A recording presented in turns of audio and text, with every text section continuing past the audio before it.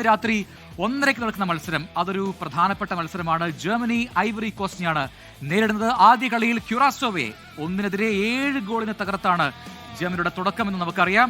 Ivory കോസ്റ്റും അവരുടെ ആദ്യ മത്സരത്തിൽ ജയം നേടിയിരുന്നു. അതുകൊണ്ട് തന്നെ ഈ മത്സരം തീവാറും. ഇക്വഡോറിനെ അവസാന നിമിഷ ഗോളിലാണ് ഐവറി കോസ്റ്റ് ആദ്യ റൗണ്ടിൽ തോൽപ്പിച്ചത്. ഇനി മറ്റൊരു മത്സരം, അത് ഇന്ത്യൻ സമയം പുലർച്ചെ 5:30 നടക്കുന്ന മത്സരമാണ്. ഇക്വഡോർ ക്യുറാസോവയാണ് നേരിടുക. ആദ്യ കളി തോറ്റ ഇരു ടീമിനും അതുകൊണ്ട് ജയത്തിൽ കുറഞ്ഞൊന്നിനെക്കുറിച്ചും ചിന്തിക്കാൻ കഴിയില്ല. ഇക്വഡോർ ഐവറി കോസ്റ്റിനോട് എതിരില്ലാത്ത ഒരു ഗോളിന് തോറ്റപ്പോൾ ക്യുറാസോവ നേരത്തെ പറഞ്ഞതുപോലെ ജർമ്മനിയോട് 1-7 കനത്ത പരാജയം ഏറ്റുവാങ്ങിയിരുന്നു ഒന്നാം റൗണ്ടിൽ.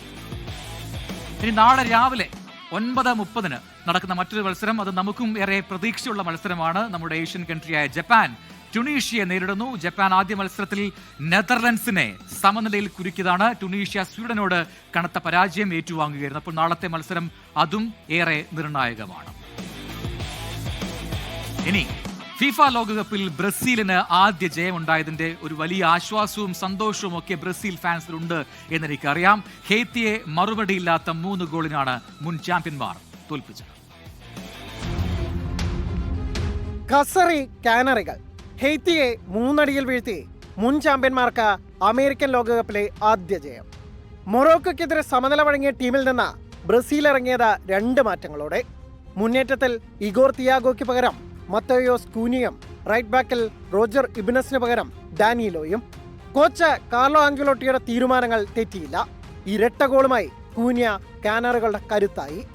5-4-1 ഫോർമേഷനിൽ പ്രതിരോധ കോട്ട കെട്ടി നിന്ന ഹെയ്ത്തിക്ക് പക്ഷേ ബ്രസീലിന്റെ ഹൈ ഇന്റൻസ് പാസിംഗ് ഗെയിമിൽ അടിതെറ്റി. 12-ാം മിനിറ്റിൽ റാഫിഞ്ഞയുടെ ഗോൾ ഓഫ് സൈഡിൽ നിഷേധിക്കപ്പെട്ടെങ്കിലും ബ്രസീൽ ആരാധകരുടെ കാത്തിരിപ്പിന് വൈകാതെ അവസാനമായി. 23-ാം മിനിറ്റിൽ വിനീഷ്യസ് തൊടുത്ത ഷോട്ട് ഗോൾ കീപ്പർ തടുത്തിട്ടെങ്കിലും ഇരച്ചെത്തിയ മത്തേയോസ് കൂനിയ പന്തിനെ വലയിലാക്കി. 36-ാം മിനിറ്റിൽ വീണ്ടും വിനീഷ്യസ് കൂനിയ കോംബോ. വിനീഷ്യസിൽ നിന്ന് കിട്ടിയ പന്ത് പോസ്റ്റിന്റെ ഇടതുമൂലയിലേക്ക് അടിച്ചിറക്കി കൂനിയ. ക്ലാസി ക്ലിനിക്കൽ ഫിനിഷ്. ആദ്യ പകുതിയുടെ ഇഞ്ചറി ടൈമിൽ ലീഡ് 3 ഉയർത്തി ബ്രസീൽ. ആദ്യ 2 ഗോളിനും കാരണഭൂതനായ വിനീഷ്യസ് ഇത്തവണ സ്വന്തം നിലയ്ക്ക് കാര്യങ്ങൾ തീർത്തു. ഹെയ്ത്തി മധ്യനിരയെയും പ്രതിരോധത്തെയും പിളർത്തി ലൂക്കാസ് പക്കേറ്റ് നൽകിയ ത്രൂപ്പാസ വിനീഷ്യസ് കൃത്യമായി വലയിലെത്തിച്ചു. 2ാം പകുതി ആക്രമണം ഘടിപ്പിക്കാൻ എൻട്രിക്കിനെയും മാർട്ടിനെല്ലയെയും ഇറക്കിയെങ്കിലും സ്കോർ ബോർഡിൽ മാറ്റം വരുത്താൻ ബ്രസീലിനായില്ല. 1 ഗോളെങ്കിലും തിരിച്ചടിക്കാൻ ഹെയ്ത്തി പറന്നു കളിച്ചപ്പോൾ ബ്രസീൽ ബാക്ക് പാസുകളുമായി നിരാശപ്പെടുത്തി.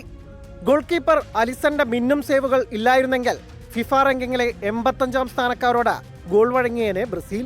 വ്യാഴാഴ്ച സ്കോട്ട്ലൻഡിനെതിരെയാണ് ബ്രസീലിന്റെ ഗ്രൂപ്പ് റൗണ്ടിലെ അവസാന മത്സരം. ടീമിന്റെ കരുത്തുകൂട്ടാൻ സൂപ്പർ താരം നെയ്മാർ ജൂനിയറും അക്കളിക്കുണ്ടാകുമെന്ന സൂചനയും കാർലോ ആഞ്ചലോട്ടി നൽകിയിട്ടുണ്ട്. Sports desk 24.